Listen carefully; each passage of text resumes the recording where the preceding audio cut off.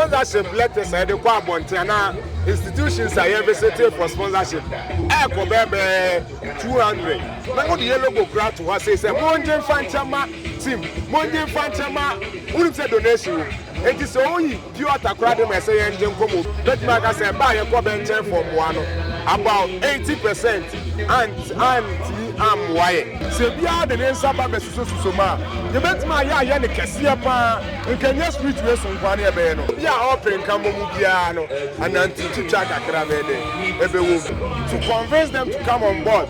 Ya be kan yen wa bo ma disa adwuma de na heading kakra. Bia ni we hia besere we hia besere be akọ be ba.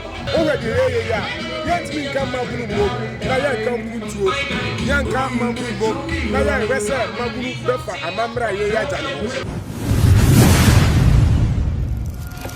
Aka mu nyina PSA haya mejina sesia ye Techima Bono East capital o ka Bono abakosem o ka Bono amamra untimi nka enyi Techima mfrim na ena nwumre de mi ntwetwa amaso BonoKyempem Youth Festival ya bo ho daruo ya ka enne ni dwumadie yi ya hyase de na nemom ni street so carnival and I say street trade fair ya hyase na bi kura be bisa say afashe men ti aye shefan o hwedi ya edin kirekire mu mabunu ne ye kan ye ho abom Bono mabunu ne ye hye ye ho den Bono mabunu ne ye pesa amansan nyina hunu dia Bono ma ye wo afa so amamra ya jato amamra ya nsua ya pesa ya konmira ho ya kompanfo ho na be kirekire ye se de be ya chi enyira ana se de be ya amamra ya ntontwene kura enti ene ohwe se de kroma ya manyamanya Bono mabunu nko an ya kan ya ho abom se ye di dwumadi na dwumadi yi emfaso dia ahodo bebre ni wo so ba me pese me kakakra bi ya hwa afasha kanipa bom afasha di mpumtuo ba e dia ware ba o activities ayeye for program ya mebobọ so kakra mi wi a masan aka kakra bi e dia kan enti so we afasha ya ye be sha say 13th December na ye dia ba be wie on the 21st December which is Saturday to Sunday a full 8 days activity o we day one na clean up exercise enti and am say o Techima enti ye fa principal street e o Techima nyina na ye so afi ye ko second day which is 14th na ye Sunday arrival tour enti ye ko ba bi bebre ye ko ba bi te say Bono man so ye ko tano bo ase ye ko kintampo water force ye san so ko boyam o ba third day na si juada which is 15th ye official lunch ye toto nsafra atitru na nintini ba be wa bani mu ene nananom mpanfo e ma ye ne omu bedi nsawoso be ka ba haw afi mpuntu Bono ma ye hwehwe hu yesem oba 4th day which is 16th a donation and a health screening ye wo urban park asprotef e wo Techima kumase kwan so and also ye say bra ye show yare ye nsaw yare ye ma waduro afi saada na so ye trade fair na mo na ye focus nyina wo health screening nti anya ne kase saada na so ye donation afi omo ni bie ye ko schools bebrem ko ye youth employment summit ye she program national how are you hu ye boabua schools ni bi ye gusu ye besa ye bia kan over 17 fa health screening ye twaso because na nipa e ba ye doso ya nwie saada na so ye trade fair saada na ye content fest ye san ye football gala ema nkonko bebre enne day me no ka sai ya wada ye trade fair mega trade fair into here Bono mabunu paduma Bono mabunu ye ahode nwuma ya kan be nyina bom ya baka kwan so se da bia ne be ko park so ne da bia ne be ko Techima Jom enne onye obi aso kura ne timi tutuni na de ko Techima Jom nti enne bia mra kwan yi so Jomo High Street na bia medidwa ho owe the sit there e be dodu akwa street art and fest which is street carnival na carnival no ya chichemu ahodo bebre ye be lane masquerade activity ye be apo festival kakra ye be kire se de begunsa ye be yam festival se de be faso di bayre saada na so ye be jama competition a DJ fo akuku dem abe Bono mamu anyina so ye se be mra bia me kire ne bobre ye wi a ye nwie ye se agie ni amade ache ye agie ni amade asa na ye de akwa akosi eye edam memene da Memory than idea, what it you bench, a member say, baby, because I had to Safran to 4 baby, or Braf Woba, Familiaba, Quasiama Ugaba, I think Cassia or Bia when you groom, the embassy Babuano Dini. A year free and you be a capre, ye your astroturf. Sadana so, Nananom Hema Ben Wanyane. Mema, Rantia Babunuma, better than who is a Benwardini. Yes, me Pejana, dinner, the no more than a pie, no so because. And to her, I first say, I say, Yama baby, any womb, but border Robea Bibia free. Anna, you read the yet the Nanonya me, or Tradian Podine Sassi. And see you are say, I call the South one in us. You are not your first in Abanari. And yet, I feel in one year, a idea, Yayan, Naya, Mayana, can summon Nabetuaso. Now, the year. Businesses as Amidina have me treachery. The treachery na o social media babia obenyabi. Oh, say okay, Mekobuna. What we need Mekobuna is solely more emphasize solely on tradition, solely on culture, solely on the chiefs. What I say, and do a Mekobuna activities. You are grand there, I am for what Chapuma was shaking about Bessiam. Yeah, I bet you, Bayonko, Afe, Betting, and two ways to youth festival.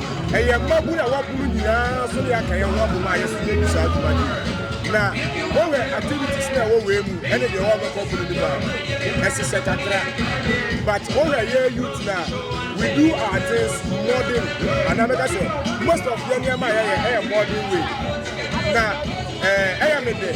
So I have a movie and your mucosa. What in Cambo improve to a womb. So I'm about one press already.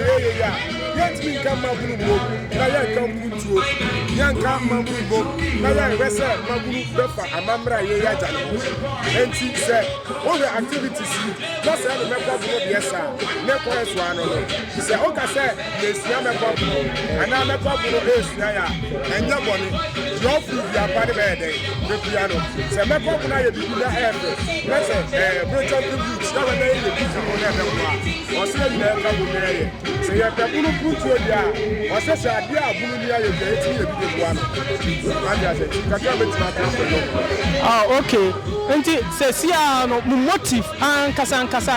A dana sa a Jumadi about him say, Uba be Jumadi, say, a ban say, Susi, anything. That's the best year what they say. All right, Jumadi, now you take some born coming. I got 2 years. I have 5 years. Oh, I'm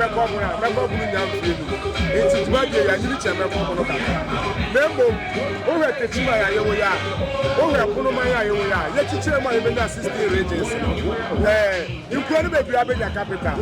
Incredible any problem. Over Punumaya, West Africa, the Chiman, and the one largest market. The trust in the Chiman, the Chiman, Afri Municipal, Eco Metropolitan Assembly, and the Chiman Homecoming. Say, I am the Cassia, Naya Punumaya, both the Sabuno champion, to Sophie. Now, the Cassia, a Safata, Lady but the Chiman, the Chiman, so the Chiman Homecoming. And I have 5 years. Here I said the Chiman assassin, and the municipal, a metropolitan assembly. It is a primary and the patch of Miss Abisa Bioma. Oh, yeah, dear empower with Jumadi. Well, who is Jumadi? Coordinator. And to Jumadi from scratch. Yes, scratch shown in 2 ways. Organizers from the planning team. We are planning from day one. Now, I remember it's about 8 months. And they are planning activities now. From the planning stage, now make an event planners, now make a director. But you drew say program not do the asha say young kono. They were logistics, and I'm here coordinator. And I face me marketing and so. It's to my dear meeting. It's over age money and I teach you departments to be. Departments in the war. It's to be here for my dear coordinator here. bia fa dwumadie nyina ɛhyɛ me nsa na ɛnyɛ me nko a nipa nyina a wɔhwɛ me so ɛyɛ Mr. Lucky Martin Daniel ɔno ani bɔ dwumadie yi sika a yɛde yɛ dwumadie yi uya wafo die firi mu a ɔno ne ayɛ ho biara ɛna ɔdame Lisbon ɛso na yɛ me head of department coordination on the direct. Wow, challenge I have faced so far. Who say enkambo mu de obi a open enkambo mu biara no ananti twitwa kakra me de ebewu ɛna already ye ya special activity a ye ni ya ɛyɛ new to nipa bebre ɛyɛ new to magunu ni bebre to convince them to come on board yɛbɛka yɛn ho aboma di saa adwumadie na ɛden kakra nanso na nanom ne twede apoadomoti ayɛ successful wo wɛ street a nipa bɛbɛ 5000 ɛna wo street a me no kasa yi so wotumi sɛ ayɛ successful ɛna afei challenges ne kakra ne sɛ ɛyɛ adwumadie na yɛdi yɛnko ya hoɔden ɛntini na mmom to get stakeholders, to get corporate institutions, to get different brands to support you financially with product brand na ɛden ba nyame adom yɛhyɛ adwumadie no ase na ɛmba ba yɛhyɛ ase duru na mfimfini no amanfoɔ fra ne yɛfrɛ nti sɛ si adeɛ challenge a ɛwɔ hɔ ne sɛ yɛnka yɛn ho mbom adwumadie a yɛdi afi biara ɛma yɛn mfransa obi ampin wɔ ne calendar so ɔhu sɛ yɛduru December mu a dwumadie bi sɛ ɛbɛkɔ so bankasa bɛmfrɛ na yɛnyɛ. Okay, na mibisa sɛ nti sɛ sia nkasa no what are some of the benefits? Say in case obi didi hu behye dwumadie mu a what are some of the benefits a ebe benefits a nipa kro? Wow, over dwumadie ya ɛyɛ bono mpuntuo bono mabunu mpuntuo ne yɛpɛ bono mabunu pa adwuma over techima ha maku ahodo bebree ne wɔ ha sei nipa bebree ne wɔ program obi adidwa bi tɔwadeɛ bi yɛ steel benders na deɛ dwumadie ya yɛyɛ mfasoɔ kɛseɛ pa aba mu ne sɛ ene nko amino kasa obi o tia bobo ya me department yen tia bobo ya for kakra no almost by 1000 Ghana ne ya ye mim tonsuo ma executive kra no ya tonsuo go be 500 cedis for me department nko a obi a de niam ba ha obi ani mu sere die dida into one way or the other omu promote brand two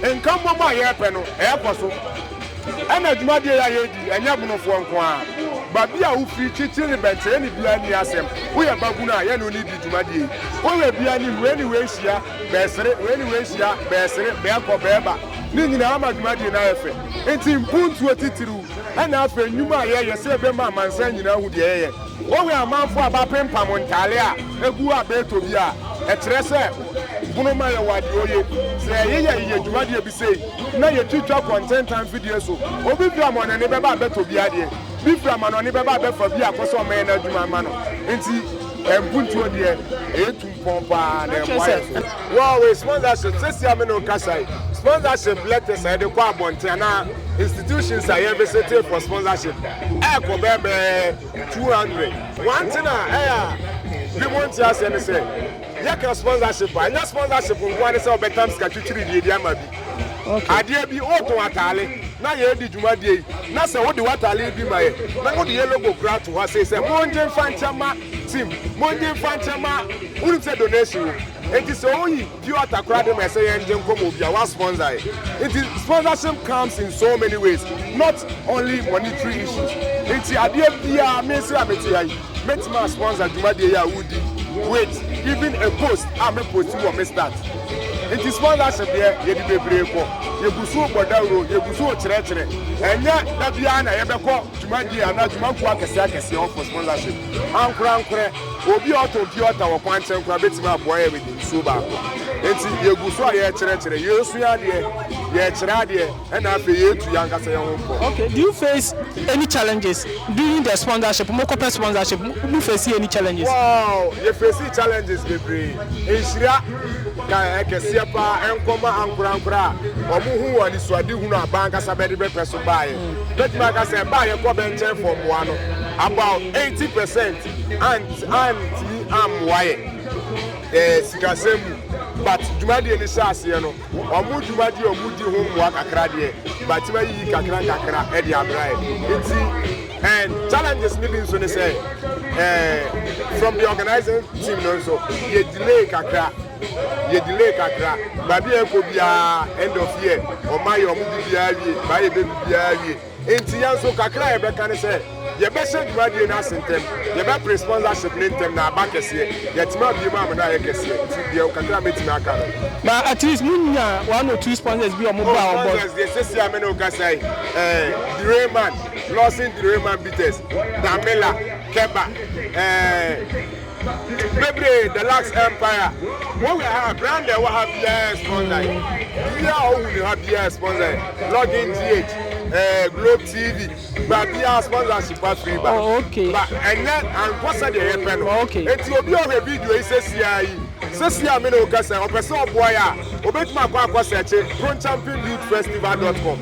Obewu say obiema yewo akwanya ana yewo ya start your platform say ubetimi edisika kakra faso dia boa dwumadi enye ye bottom ntina ye di dwumadi ye pese ye boa bono man especially education sector and have youth empowerment ye sa section na pese ye de ye boa sesi ame no kasai enti kakra bi obi ade beba bia obetimi dia fa ho e dia boa dwumadi ye di uwe dwumadi ya menim bunu kuru ayenko so tourist attractions tourist site babia e wo bunu man bia ya akọ obesity page ya benya etimo mu a na ye ntimi ntwitwa saa ne ma ne nyina fa meto 10 times so na ye promote bunu man okay ma hu se wani so adi hunu eso paa ye na emom won se obi a ya ade a enye wonya no kwara kwa at least so de ode be kona no de ebehia nti mi bisa se nti at the end of this program with the sponsorship na aba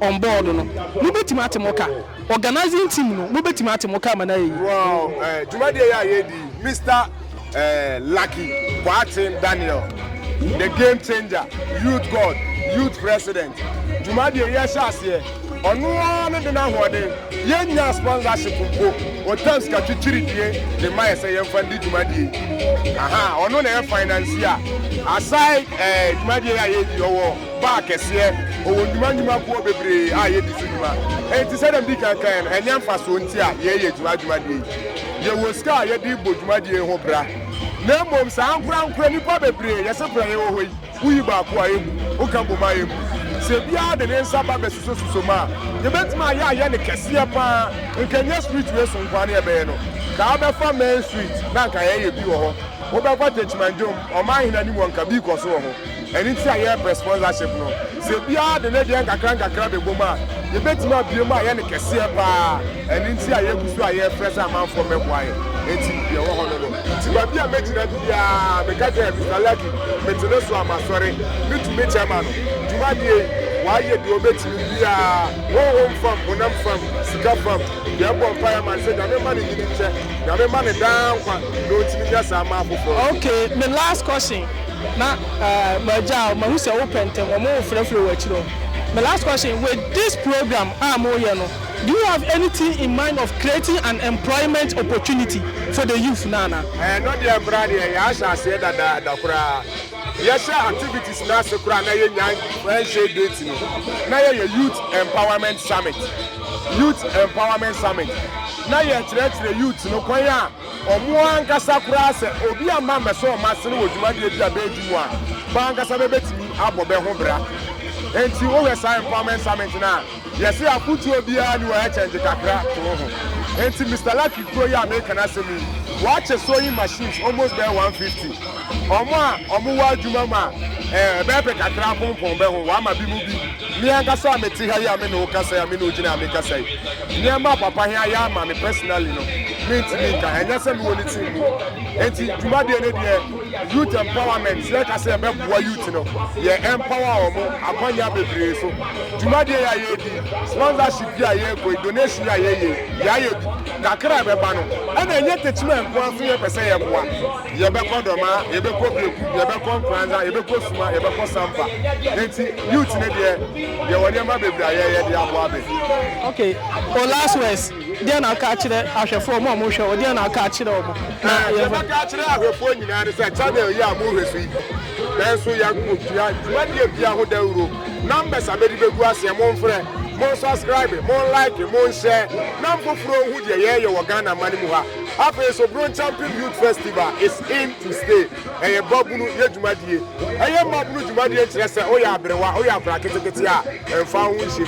Dia fa ne ho nsem, ya moda uro fa bono mane ho. Bono ma ya kan ye ho ache. Ya kan ye ho ahye ache. Ya kan bono a bono ya kan nyina piesie. No bia beka twikasa ya hye bono ase. Enti ba bia wo a wo ya bono ni bia ba bia wo a wo kan kasa bia ho. Video we share like it. Na fe ma nipa hunu de bono man ye wo. Ye metima kan.